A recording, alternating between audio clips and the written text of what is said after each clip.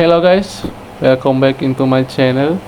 So right now I will give you my presentation of the journal PowerPoint task exercise by our lecturer Miss Eka. I thank you the lecturer first, Miss Eka, for her. And second, let me introduce myself. My name is Muhammad Ferry Juniansa. Behind me you can see my name. And moving on to the next page, you can see the content of my PowerPoint, where I will briefly explain you for the next couple of minutes. So yeah, so without further ado, let's check it out.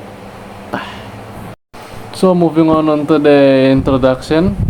So my point of view is, I think we should handle our problem.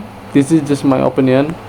Our problem where missing out an opportunity, limited our English skill, hindered our communication with the foreign tourists and potential tourists, where we many chance where we can try improve our tourism potential. So moving on to the next page. So moving on to the next introduction content. So what my purpose believe is that building a strong foundation for English language skill required collaborative effort, where tourism business can invest in staff training, educational institution can develop effective English language program, and the government can provide support and research. So by working together, we can unlock Indonesia true potential, making it driving the tourism destination and a lead in international trade. So let's invest in English, build a brighter future, everyone.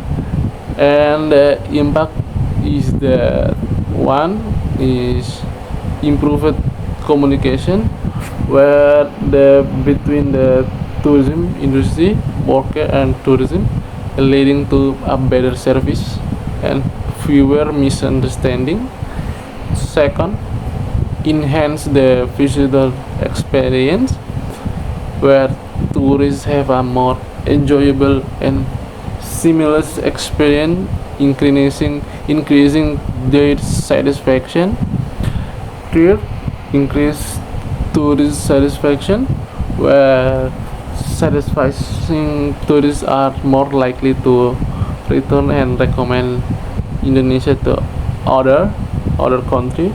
And fourth, improve their reputation, where we a strong reputation as a tourist friendly destination can boost our Indonesian image globally. And five is to increase tourism revenue, where we better the communication and higher satisfaction lead to more tourists, which in turn increase revenue for the tourism sector. So by improving the English language skill, Indonesia can enhance its position as prime tourist destination and a lead in international trade. So moving on to the next content. So moving on to the second content, the method. My opinion on the method is I think it will depend on the person who apply the method and how he or she do it. In the end, where the result is bad or good. So yeah. Moving on to the explanation is the study utilize qualitative research, wide descriptive analysis to understanding the role of English in Bali tourism industry, where the data collected method is interview, where we interview while held in the casual environment to encourage participants to share genuine insight and experience, and then open questionnaire designed for honest structure to elicit honest and comprehensive response about the significance of English in the tourism industry and its impact on the economic improvement. And the data analysis process is data was organized into the categories to identify common theme and insight, and then the triangulation is ensuring the reliability and validity of the finding by comparing and cross-checking the data from different sources. Presentation of findings, the results were presented in a descriptive format where we highlighting the key, the insight, and the theme. Where at the end, the methodology provide a true understanding of the importance of English in Bali tourism sector, where we reinforcing its role in enhancing tourism and economic growth. So moving on to the number 3, result and discussion. So just as I write it, the result underscored the pivotal role of English language proficiency in driving tourism growth and economic development for Indonesia through interview and open questionnaire with tourism stakeholder, where we elucidate the indispensable nature in English facilitating effective communication with visitor in and enhancing overall visitor experience, where stakeholder empathize the need for tourism worker to possess the fluent English communication skill essential for tasks ranging from telephoning and informing to suggesting and describing. And moreover, our analysis revealed the significant impact of English proficiency on tourist satisfaction, lack of stay, and expenditure, thereby bolstering the local economy and supporting the sustainable tourism development.